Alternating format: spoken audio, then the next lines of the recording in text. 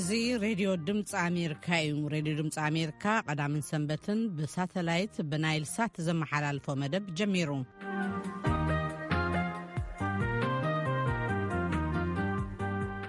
دحن دمسهم كبرى سمعتنا أبزناي قدام سنبت مدبنا زتفلالي مدلوات موسيقى حيزنا لكم لنا فلما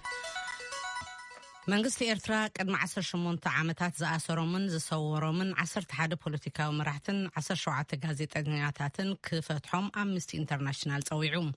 እቶም 11 ፖለቲካውያን መራሕቲ ዝተኣስሩ ፕሬዝደንት ኢሳያስ አፈወርቂ ሃገራዊ ምርጫ ብምክያድ ንቅዋም ከኽብሩን ልዕልና ሕጊ ከረጋግጹን ዝጽውዕ ጽሑፍ ብቃልዕ ድሕሪ ምውጽኦም እዩ እቶም 17 ጋዜጠኛታት ድማ ንመግለጽ እቶም ፖለቲካዊ መራሕቲ ኣቃሊሖም ተባሂሎም እዮም ይብል ኣምነስቲ ኢንተርናሽናል ኩሎም እስራት ካብታ ዝተዛሕዙላ ዕለት ታትሒዙ ተሰዊሮም ኣለው ክሳብሎም እውን ናብ ፍርዲ ቀረቡን ኣብ ኣምነስቲ ኢንተርናሽናል ዳይሬክተር ጨንፈር ትሕቲ ሰሃራ ኣፍሪቃ ኣውደቴ ኣከዊ ነዛ ዕለት እዚኣ መዓልቲ ሓዘን ኢሉ ይገልጻ ካልእ ጉጅለ ተሓላቕ ሰብኣዊ መሰላት ሂውማን ራይትስ ዋች እውን ተመሳሳሊ መግለጺ ኢሎም 18 መስከረም ኣውፂኢሎም ሂውማን ራይትስ ኣብ ዝመግለጺኡ ቅድሚ 18 ዓመታት ልክዕ ከምዛሎም መዓልቲ መንግስቲ ኤርትራ ኣብ ልዕልቶም ከም ተቃወምቲ ዝርኦም ተሪር ጸቕጢ ቀይድታት ዝጀመረላ ዕለት ያኽብል ብምግላጽ ኤርትራ ነዚ 18 ዓመታት ጸላ ከብቅዕ ክትገብር ኣለዋ ክብል ኣውፅኢሎ መግለጺኡ ካብ መንግስቲ ኤርትራ ርእይቶ ንምርካብ ዝተገብረ ተደጋጋሚ ፈተና ኣይሰለጠን ድሕሪ ዜና ፍሉይ ምድላው ክህልወና እዩ ናይ ኤርትራ ፕሬዝዳንት ኢሳያስ አፈወርቂ ናይ ሱዳን ዑደቶም ዛዚሞም ከም ዝተመልሱን ዝበጽሐና ዜና ሓቢሩ ብርሃነ በረህቱ ተኸጸብጻብ ይኹልና ኣሎ ፕሬዝደንት ኢሳያስ ኣብ ሱዳን ኣብ ጸናሐለን መዓልታት ምስ ኣቦ ወንበር ሉላዊ ባይቶ ጀነራል አብዱልፈታህ አልቡርሃን ቀዳማይ ሚኒስተር መሰጋገሪ መንግስቲ ሱዳን ዶክተር አብደላ ሐምዶኽን አባል ሉላዊ ባይቶ ጀነራል መሐመድ ሐምዳን ደግሉን ኣብ ዝገበሮ ርክባት ኣብ ዝተፈላለዩ መዳያት ምትሕብባር ንምዕዛዝን ንኣድማዒ ዞባዊ ውሕደት ብሓባር ንምስራሕን ከም ዝተረዳድኡ ወጋዓዊ መርበብ ሓበሬታ መንግስቲ ኤርትራ ሻባይት ሓቢሩሎ ብዘይካዚ ፕሬዝደንት ኢሳያስ ብኣቦ ወንበር ሉላዊ ባይቶ አብዱልፈታህ አልቡርሃንን ካልኦት ላዕለዎት ሰበስልጣን መንግስትን ተሰኒው ኣብ ከተማ ካርቱም ዝርከብ ዓበይቲ ኣፍረይቲ ትካላት የርሞፍን ዛድናን ከም ዝበጽሐ ተሓቢሩ ብተወሳኺ መንግስታት ኤርትራን ሱዳንን ኣብ መወዳእታ ናይ ዑደቶም 6 ነጥብታት ዝሓዘ ሓባራዊ መግለጺ ኣውፅኦም ብመሰረት እቲ መግለጺ ምትሕግጋዝ ኣብ ምክልኻልን ወታደራዊ መዳያትን ምትሕግጋዝ ኣብ ጽላት ቁጠባ ንግዲ ሕርሻ ትሕተ ቅርጺ ኢንዱስትሪ ዕደና ከምኡውን ሃብቲ እንስሳን ዓሳን ምትሕግጋዝ ኣብ ማሕበራውን ባህላውን መዳያት ትምህርቲ ምምዕባል ዓቕሚ ሰብን ማሕበራዊ ህንጸትን ምትሕግጋዝ ኣብ ጸጥታዊ መዳይ ምልውዋጥ ሓበሬታ ህንጸት ዓቕምን ከምኡውን ምክልኻል ውዱብን ዶብ ሰገር ገበናትን ምትሕግጋዝ ኣብ መዳያት ፖለቲካን ዲፕሎማስን ኣብ ዞባውን ኣህጉራውን መድረኻት ዞባዊ ድሌታት ንሰላም ምርግጋእን ምትሕግጋዝን ንምስማር ዘገልግል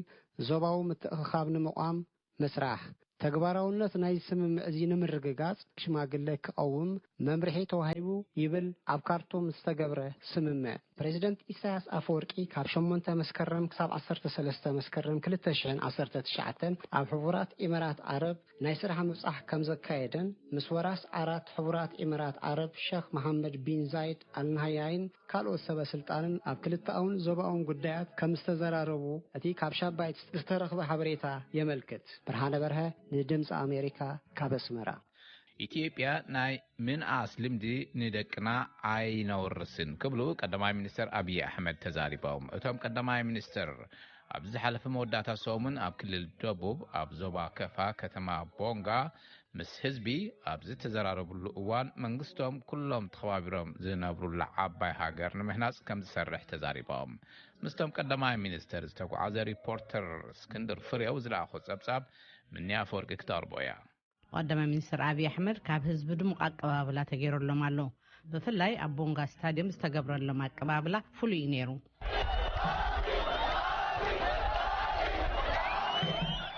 ካብ ዝተፈላለዩ ክፍልታት ዞባ ከፋ ዝመጹን ኣብ ስታዲየም ቦንጋ ንዝተኣከቡን ነበርቲ መደረ ዝገበሩ ቀዳማይ ሚኒስተር አብይ መንግስቶም ዓባይ ሃገር ንምህናጽ ይሰርሕ ኣሎ ክብሉ ተዛሪቦም ታላቅ ኢትዮጵያን የመገንባት እንጂ ኢትዮጵያን የማሳነስ ልምምድ ለልጆቻችን የማናወርስ መሆኑን በድጋሚ አባይ ኢትዮጵያን ምህናጽ ደአምበር ንኢትዮጵያ ናይ ምንኣስ ታሪክ ወይ ከዓ ልምምድ ንደቅና ከም ዘይነውርስ ደጊመ ከረጋግጸልኩም መደሊ زحالف 4-5 ዓመታት ዝነበረ ካይዳ ግን ንኢትዮጵያ ዝረብሕ ኣይነበረን ዝበሉቶም ቀዳማይ ሚኒስተር ንኢትዮጵያውያን ፍቅሪ ሰላምን ምክብባርን ዳእምበር ከምቲ ናይ ትማሊ ክፍኣት ውዲት ተንኮል ምትህዋኽ ካብ ዘስዓቦ ድኽነትን ድሕረትን ዝኸሰብናየ ስለዘየለ ሓድሽ መንገዲ ክንለማመድ ኣለና ኢሎም ተም ቀዳማይ ሚኒስተርን ሓቢሮሞም ዝተጓዓዙ ምክትሎም ደመቀ መኮነን ሚኒስትር መከላኸሊ ለማ መገርሳን በዓልቲ ቤቶም ቀዳማዊት እመቤት ዝናሽን በሓባር ኣብ ዝተረኽብሉ ኣብ መእከብ ኣዳራሽ ቦንጋ ምስ ህዝቢ እውን ተማይጦም እዮም ካብ ተኻፈልቲ እውን ሕቶታት ቀሪብሎም ምላሽ ሂቦሙሉ እዮም ሓድሽ ናይ ክልል ኣወዳድባ ዝምልከት እውን ካብቲ ዝቐረበ ሕቶታት ሓደ እዩ እቶም ቀዳማይ ሚኒስትር ኣብ ዝሃብዎ ምላሽ ዘይፍታሕ ፀገም የለን እቲ ህዝቢ ምስ ምምሕዳር እትኽልል ተረዳዲኡን ተሰማሚዑን ሕቶን ተቕሪቡ ንፌደራል መንግስቲ ዘሸግሮ ጉዳይ ኣይኮነን ብሰላማዊን በስምምዕን በብስለትን ደኣ ይኹን እምበር ክብሉ መሊሶም ክብል እስክንድር ፍሬው ካብ አዲስ አበባ ሓቢሩሎም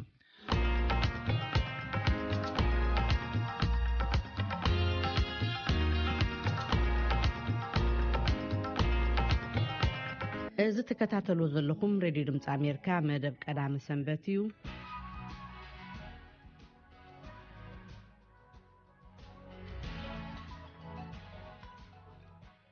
እዚ ካብ ዋሽንግተን ዲሲ ዝመሓላለፍ ዘሎ ሬድዮ ድምፂ ኣሜሪካ ና ፍሉይ መደብ ክንሓልፍ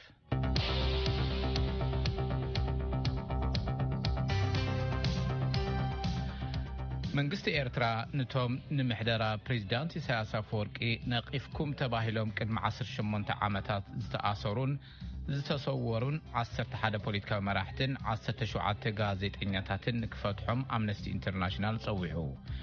ኣምነስቲ ኣብ ዘርግሖ መግለጺ መርኣያ እቲ ተበግሶ እዩ ንዝበሎ ናይ 18 መዓልታት ወፍሪ ሚድያ ከም ዝጀመረ እውን ጠቒስሎ በትረ ስልጣን ኣብ ኣምነስቲ ኢንተርናሽናል ዳይሬክተር ጨንፈር ትሕቲ ሰሃራ ኣፍሪካ ዝራሪቡ ዝሰርሖ ክቐርብ እዩ እቶም 11 ፖለቲካውያን መራሕቲ ዝተኣሰሩ ፕሬዝደንት ኢሳያስ አፈወርቂ ሃገራዊ ምርጫ ብምክያድ ንቅዋም ከኽብሩን ልዕልና ሓቂ ከረጋግጹን ንዝጽውዕ ጽሑፍ ብቓልዕ ድሕሪ ምውጾም እዩ እቶም 17 ጋዜጠኛታት ድማ ንመግለጺ እቶም ፖለቲካዊ መራሕቲ ኣቃሊዕኹም ተባሂሎም ከም ዝተኣሰሩ ይዝከር ይብል ኣምነስቲ ኢንተርናሽናል እንተኾነ ኩሎም እሱራት ካብታ ዝተታሕዙላ ዓለት ኣትሒዙ ተሰዊሮም ኣለዉ ክሳብ ሎሚ ናብ ፍርዲ እውን ኣይቀረቡን ኣብ ኣምነስቲ ኢንተርናሽናል ዳይሬክተር ጨንፈር ትሕቲ ሰሃራ ኣፍሪቃ ኣዶተይ ኣኮይ ነዛ ዓለት እዚኣ መዓልቲ ሓዘን ኢሉ ይገልጻ Today, the anniversary, the sad anniversary of the detention of... لما أنت من قست إيرترا مبل 18 عامات نعسرا بوليتكاوي مراحتي زأسر الله معلتي زخرئيا زوم أسرات زرآيهم سبيلن مبزاحتيهم مستعنهم انتهاليهم بهيوت هالو انتخوينهم ون زفل سبيلن شعو غازيتانيا غازيتا ستيت الزنابرة أرون برهانا أتعلت بخمس صعب يذكرها. تا جزيتي أنا بحكي أزيا تحزن جزي يعني مسكرم حفظت شمونت تشعل حدا جزيتات تا قبلو من ينيو قاعد صواعين ثم جزيتنياتات حقت رسلة تحاسو غير اللي ألمي قبل علينا بريدي تفني مالتي جزيتات ناش عن شعور عزين مالتي أجي بدي حريقو عب 10 شمونت جزيتات ناش عزين عب على فرانس فلسطين بحريق بعته 5 محلات مالتي كاب جزانا كأصلنا متين مالي شعو أنا أب جزائي نوركم كابتا جزيتا إذا عطوا يسير أزيت انتقيني رمالتي بسخوني أي رأيني رأي unfortunately أثرت حدا زخون جزيتا نياتات شعو تأثيرهم كلهم تم أعوز تأثروا مالتي أب جزيتا أنا صرحوا اليوم ولا تنهيتن كانوا جزيتا أحسنا دعتي صبوع أركناتي نيرنا صبوع ليلا نيرنا كلهم تم أحسنا دعتي على الزمن عمد 8 الأسرات ناي مقالح ماتيوس حرطات ولا مكتل أصلا رأيناي كسر بنان بدحني هاي خيلي صبوا بخونه فريندشيب ينيرنا مالك عدتي كومنتات تي بخوم او خلاص كوينو هدن مستحانه سر مستعصري كل نظري في المتكا مالك وحدات عدل زغبرنا كان ملبكينا تمزبوز حقن عطاريت ما صرت له الحمد اشتخاب درو كم زموتو نسمع مالتي ما يتبصرفون بيوت اللوجي يلونا يتفلد ኤርትራ ነዚ ኩሉ ናይ ፍትሒ ጥሕሰት እናፈጸመት ከላ ይብል ኣምነስቲ ኢንተርናሽናል ኣባል ቤት ምኽሪ ሰብኣዊ መሰላት ሕቡራት ኮይና ንዝሓለፉ 10 ዓመታት ምቕጻላ መስደመም እዩ ይብል ኣብ ምብራቕን ቀርንን ኣፍሪቃን ዓበይቲ ቃላያትን ኣፍሪቃ ኣተሓባበሪ ኣምነስቲ ኢንተርናሽናል ሰይፍ ማጋንጎ ኣብ ጨንፈር ኣምነስቲ USA ሓላፊ ጉዳያት ትሕቲ ሰሃራ ኣፍሪቃ ኣዶታይ ኣኩዌ ብወገኑ ኣምነስቲ ኢንተርናሽናል ንዝቕጽል 18 መዓልታት ወፍሪ ማሕበራዊ ሚድያ ከም ዝጀመረ ጠቒሱሎ ዕላምኡ ሓቲትናዮ We will be publicizing the cases and the names of the individuals, how they were detained. ነቲ ዘእሰሮም ጉዳይን ኣስማቶምን ክነቃልሖን ከመይ ከም ዝተኣሰሩ ክንዛረበሉን ኢና ምስ መንግስቲ ኤርትራ ጽምዶ ዘለዎም መንግስታት ክንዘራረብ ምስ ወከልቲ መንግስቲ ኤርትራ እውን ተራኺብና እዞም ንዛረበሎም ዘለና ሰባት ስለምንታይ ከም ዝተኣሰሩን ስለምንታይ ክሳብ ሎሚ ከም ዘይተፈትሑን ክነልዕል ኢና ከምኡውን መንግስቲ ኤርትራ ንልዕልና ሕግን ብሃውሪ ምእሳርን መሰረታዊ ሰብኣዊ መሰላት ንኽረጋገጽ ፖሊሲኡ ንምቕያር ዝወስዶ ስጉምቲ ክንከታተል ኢና እዚ ቀጺሉ ዘሎ ማእሰርቲ ዝሕብሮ ነገር ኣሎ እንተኾይኑ ምምሕዳር ፕረዚደንት ኢሳያስ ኣፈወርቂ ንዝቃወምዎ ንምጭፍላቅ ክሳዕ ክንደይ ክኸይድ ከም ዝኽእል እዩ ዝሕብር ከምቶም ኣብ ኤርትራ ዘለዉ ኣማኢት ናይ ሓለና ኣሱራት እዞም 28 እሱራት ደቂ ተባዕትዮን ደቂ ኣንስትዮን እውን ብዘይ ቅድመ ኩነታትን ብህፁፅን ከፈትሑ ኣለዎም ይብል ኣምነስቲ ኢንተርናሽናል ኣብ ዝዘርግሖ መግለጺ ኣምነስቲ ዘውፅኦ መግለጺ ሓዱሽ ነገር የብሉን ብርክት ዝበሉ ጻዕርታትን ፈተናታትን እውን ሓሊፎም እዮም መንግስቲ ኤርትራ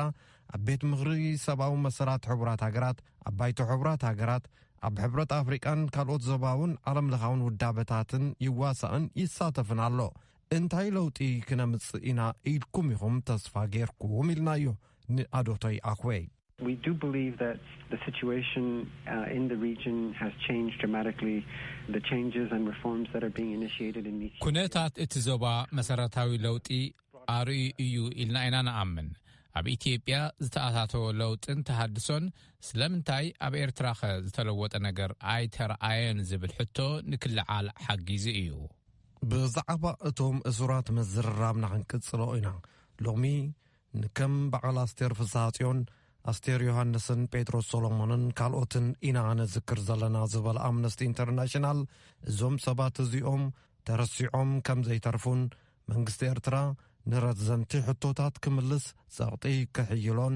ነቶም ማእሰርቲ ምኽንያት ንኽህበሉን ምግባርን ከም ዕላማ ከም ዝተታሕዘውን ገሊጹሎ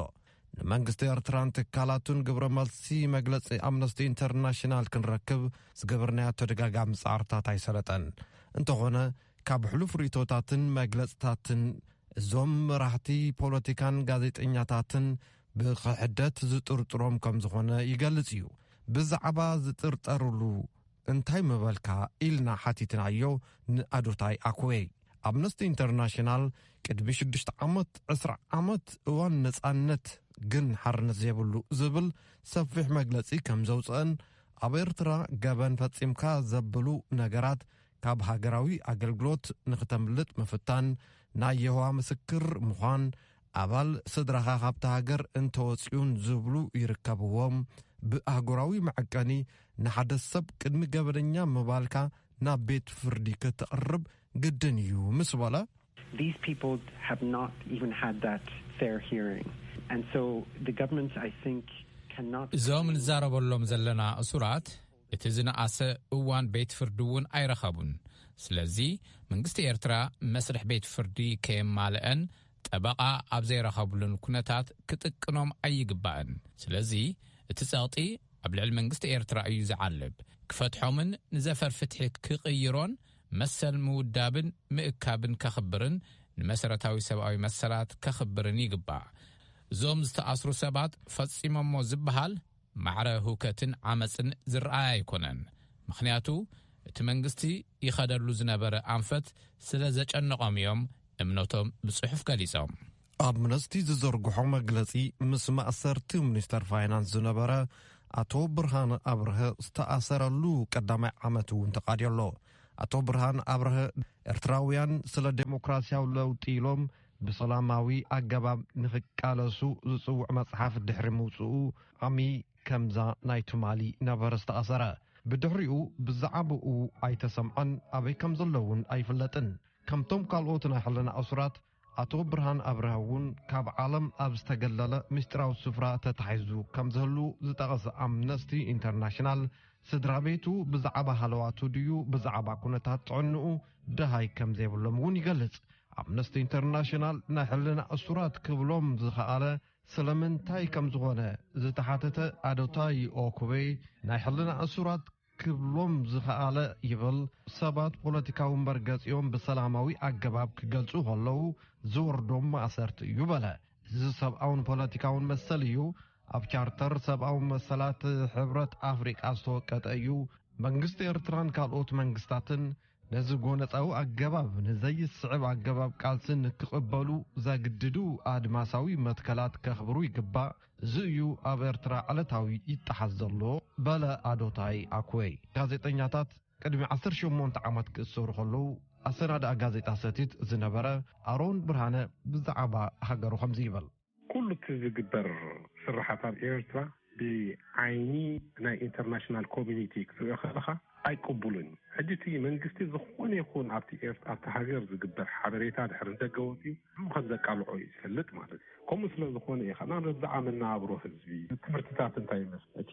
ዴይ ቱ ዴይ ኣክቲቪቲ ናይቲ ህዝቢ እንታይ ይመስል፣ ከምኡ ዋላ ሪፖርት ክገብሩ ፍቃድ ሓቲቶም ጋዜጠኛታት ኣብኡ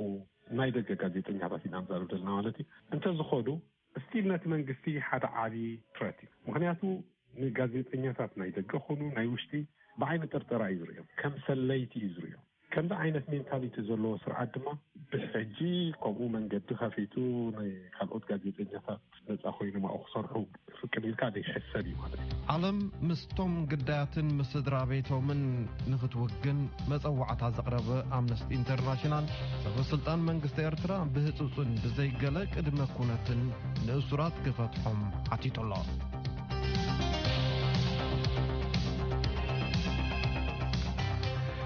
እዚ ድምፂ አሜሪካ እዩ።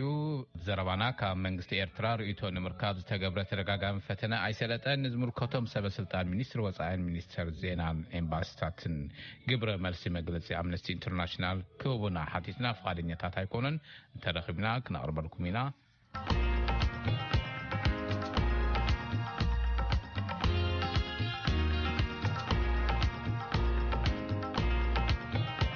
እዚ ተከታተሉ ዘለኹም ሬድዮ ድምፂ አሜሪካ መደብ ቀዳሚ ሰንበት እዩ።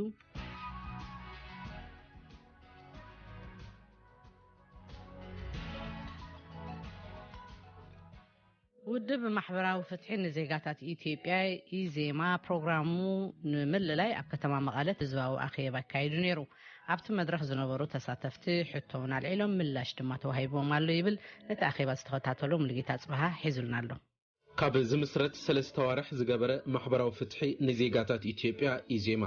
ኣብ ትግራይ ንፈልማ ግዜ ህዝባዊ ኣኼባ ትማሊ ኣብ ከተማ መቐለ ካይዱ። እቲ መድረክ ዝኸፈቱ ምክትል መራሒ ኢዜማ ኣይተ አንዱዓለም አራጌ ውድቦም ኣብ ከተማ መቐለ ኣኼባ ንከካይድ ውፅኢታውን ክኸውንን ህዝቢ እታ ከተማን መንግስቲ ክልል ትግራይን ንዝገበረሎም ሓገዝ ምስጋና ኣቕሪቦም እቲ ኣኼባ ብሰላማዊ መንገዲ ክዛዘም ድማ ኣካላት ፀጥታ ንዝገበርዎ ድጋፍ መስጊኖም ቅድሚ ሕዚ ኣብ መቐለ መድረክ ንምስንዳእ ውድቦም ሕቶ መንባሩን ድሕሪ ዝተወሰነ ምምላስ ተፈቂድሎም ዋላ እንተነበረ ብምኽንያት ሰነ 15 ዝተፈጸመ ቅትለት ጀነራላትን ኣመራርሓን ከም ዝተሰረዘ እዮም ገሊጾም። ኣይተ አንዱዓለም ኣብ ዘረቦም ገለ ሰባት ንትግራይ ኸይድካ ህዝባዊ ኣኼባ ምክያድ ዳርጋ ናብ ሰሜን ኮርያ ኸይድካ ሰላማዊ ሰልፊ ምጽዋዕ ከም ዝቆጽርዎ እዮም ተዛሪቦም። ትግራይ ንዓይ ዓደ እዩ ጭውነት ህዝቢ ድማ ሎሙን ተዓቂቡ ረኺቦ ክብልዮም ገሊጾም። ህዝቢ ትግራይ ዝተፈላለዩ ሓሳባት ዘይቀርበሉ ህዝቢ እዩ ኢሎም ከም ዝኣምኑ ድማ እዮም ሓቢሮም። በጨዋነት በኢትዮጵያዊነት ስሜት በፍቅር ነው የተቀበለን። አንዳችም ግልምጫ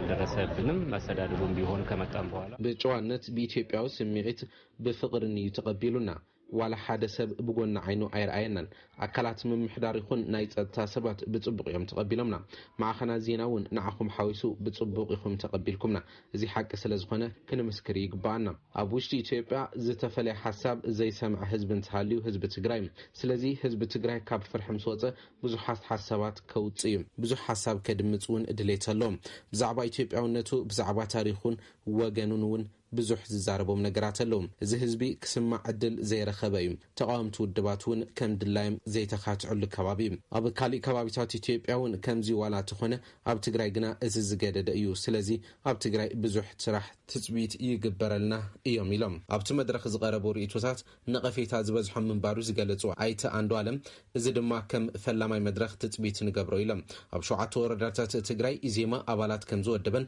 ብቐጻል ድማ ከጠናኽሮ ኢሎም ፕሮግራም እቲ ውድብ ዘላለዩ ኣይተ ሃብታሙ ኪታባቦ ገነም ኢዜማ ኣብ ፌደራላዊ ዘይተማእኸለ ስርዓት ምምሕዳር ክኽተል ኢሎም ሕዚ ዘሎ ሕገ መንግስቲ ኣብ መሰል ውልቀ ሰባት ጠመተ ብዝገበረ መልክዑ ክመሓየሽ ውድቦም ድሌት ከም ዘለዎ ተዛሪቦም ኣብ ኢኮኖሚያዊ ጉዳይ ድማ ነፃ ዕዳጋ ክህሉ ኢዜማ ክቃለስ ኢሎም እቲ ህዝባዊ መድረክ ንተሳተፍቲ ክፍቲ ምስኾነ ድማ ብርክት ዝበሉ ሕቶታትን ርእቶታትን ቀሪቦም እዮም ኣብቲ መድረክ ብተደጋጋሚ ካብ ዝተልዓሉ ጉዳያት ድማ ኣብ መሪሕነት ኢዜማ ዘለው ውልቀ ሰባት ቴሌቪዥን ኢሳት ብምጥቃም ንህዝቢ ትግራይ ቅድሚ ሕዚ ዘርኢ ምጽናት ዝኣወጅ እዮም ንምንታይ ይቕሬታ ከሓትትኩም ንመቐለ መጺኹም ዝብል ሕቶ ነይሩ ኢዜማ ተብሎ በተቋቋመ ፓርቲ ላይ ያሉት አመራሮች ኢዜማ ተባሂሉ ኣብ ዝተጣየሸ ውድብ ዘለው አመራርሓ ኣብ ቀረባ እዋን ኣብ ወፃኢ ሃገር እውን ከይዶም ኢሳት ዘጣየሽናዩ ንሕና ኢና እዮም ኢሎም ኢሳት ንህዝቢ ትግራይ ዘርኢ ምጽናት ዝኣወጀ 95 ሚልዮን ዝበለ በዚ ድማ ይቕሬታ ከሓትቱ ንሳቶም ዝመርሑ ውድብ ኣብ ትግራይ መጽኡ ፕሮግራሙ ከላልን ትብል በየናይ መትከልዩ ህዝቢ ትግራይ ክቕበለና ኢልኩም ተሓስቡ እዮም ኢሎም ኣይተ አንዱ ዓለም ኣብዚ ጉዳይ ምላሽ እንትህቡ ኣብ ልዕሊ ህዝቢ ዝኾነ ገበን ዝፈጸመ ማዕኸን ዜና ብሕግን ስርዓትን ክሕተት ይግባ ኢሎም ስለ ኢሳት ተደጋጋሚ ተነስቷል ብዛዕባ ኢሳት ብተደጋጋሚ ይለዓል ኣሎ እዚ ጉዳይ ኣብ ቀረባ ሰሚዑ እዮም ኢሳት 95 ኢና ንኸውን ኢሉ ንህዝቢ ዘላዓል ሓሳብ ዘቕረበ ኣብ ማእሰርቲ ብምባሪ ኣብ ቀረባ ሰማዕኽዎ ግና እዚ ዝኾነ ይኹን ይዛረቦ ዝወደቐ ተሓሳስባ እዩ ትኽክል ኣይኮነን ህዝቢ ምስ ህዝቢ ዝፈላለ ተሓሳስባ ሓደ ዓሌት ኣብ ልዕሊ ካልእ ዓሌት ዘላዓል ትኽክል ኣይኮነን ኣብዚ ሕዚ እዋን እውን ሃገርና ናብ ሓደጋ የእትውዋ ዘለው ማዕኸናት ዜና ኣለው እዚ ዝኾነ ይኹን ይዛረቦ ስርዓት ክሕዝ ይግባእ ሕዚ እውን ብስርዓትን ሕግን ክሕትት ዝኽእል እዩ እዚ ንሕና ብትሪ ንኹንኖ ተግባር እዩ እዮም ኢሎም ኢዜማ ኣብ 2012 ዓመተ ምህረት መረፃ ንክካየድ ድሌት ኣለዎ ዶ ቅዋሙ ኸ እንታይ እዩ ዝብል ሕቶ ተላዒሉ ኣቦ መንበር ኢዜማ ኣይተ የሽዋስ ሃበራ ኣብ ዝሃብዎ ምላሽ ህዝቢ ኢትዮጵያ ብዝመረፆ ክመሓደር ኣለዎ ኢልና ኢና ንኣምን ኮይኑ ግና መረፃ ንምክያድ ትካላት ምድላዋት ክገብሩ ይግባእ ኢሎም ውድቦም ድማ ኩልግዜ ንመረፃ ድልው ምዃኑ መረፃ ድማ ነፃን ፍትሓውን ኮይኑ ዝፍፀመሉ መንገዲ ኣብ ዘለሉ እዋን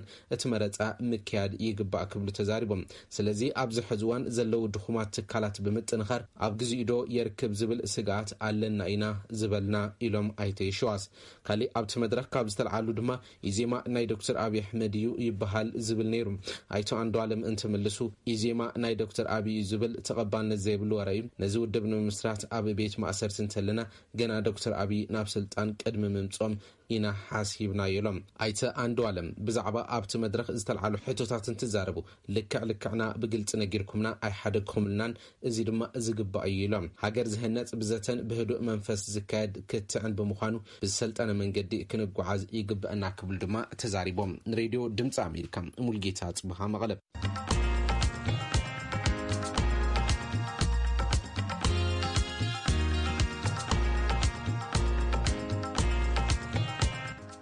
መወዳእታ ኣብ ሞንጎ ወታደራዊ ሓይሊ ማይንማርን ካቺን ናይ ነጻነት ሓይልን ዘሎ ግጭት ስእነት መሬት ምምዝባል ዜጋታት ምብትታን ስድራ ቤታት ዝኣመሰሉ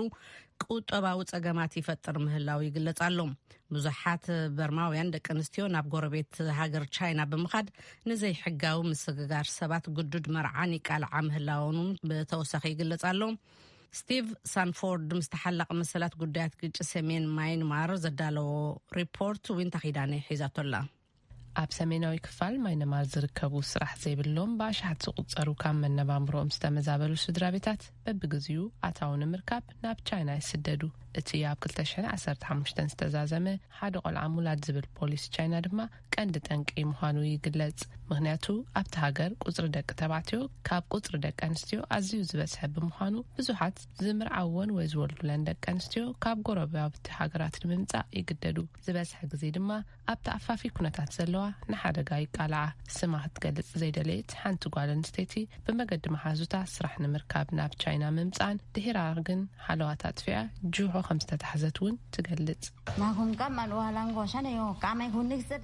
I've suffered and lived in terrible conditions. በብዙሕ ስቃያት ኣብ ጸጋሚ ኩነታት ነበር ነረ ግዳይ ጾታዊ ዓመጹኔ ወላ እኳ ምስኦም ንምድቃስ ፈቃደኛ እንተዘይነበርኩ ኣገዲዶምኒ ዓሚጽኒ ድሕሪኡ ድማ ነፍሰ ጹር ኮይነ ትብል ወላ እኳ ገለ ካብዞም ጉዳያት ብንጹር ገበን ከም ዝተፈጸመ ዘርእዩ እንትኾኑ ገለ ድማ ኣብ እዋን ብስምምዕ ስድራ ቤታት ዝካየዱ መርዓ ከም ዝያዳ ገዝሚ ምሃብ ዝኣመሰሉ መብጻሕታት ብምሃብ ጀሚሮም ዳሕራይ መልክዖም ዝቐየሩ እዮም ተሓላቐ መሰላት ዝኾነ ማሕበር ደቂ ኣንስትዮ ካቺን ስድራ ቤታት ካብ ዘለዎም ትምኒት ዝብገስ እዩ እንተኾነ ወለዲ ሳዕቤነቶም ብስምምዕ ወለዲ ዝፍጸሙ መርዓ ዝተረድኡ ኣይመስለናን ይብል ሓንቲ ካብ ኣባላት ዝማሕበር ሰንካሃም ከም ስትብል